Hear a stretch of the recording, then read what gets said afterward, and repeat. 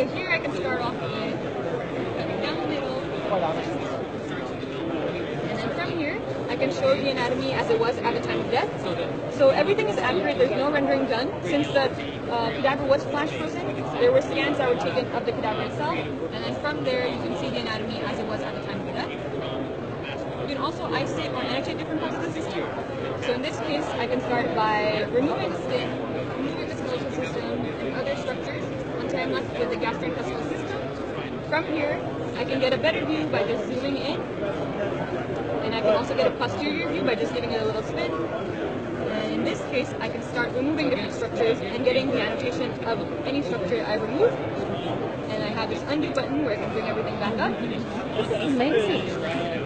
And in this case, you can also have concurrent views of, let's say, the muscular scan on the skeletal system, and also start removing different areas to see regional anatomy and other types of anatomy as well at the same time.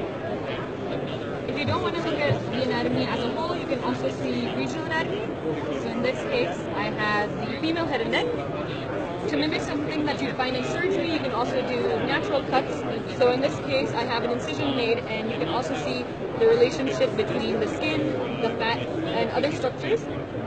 And as I showed earlier, you can go ahead and also remove structures here and press this undo button. And what's interesting is these are actually the scans that were done from the cadaver. So everything you see here is what we saw at 0.6 to 0.8 millimeter thickness. And so each time I turn around, slide through these sections, I can see where it relies on.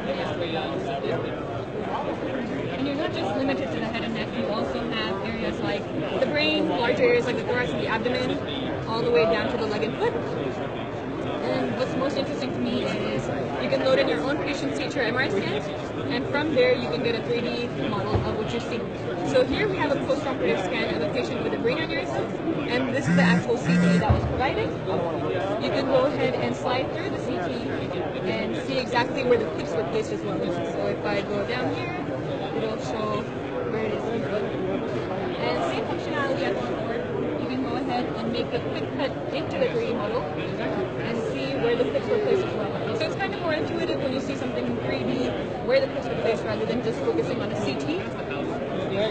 And you can also add in some vasculature if needed. And you can also move it back down. There's other ways where you can utilize this, where I bring in transparent soft and hard tissue. And so in this case, you still see where the clips were placed.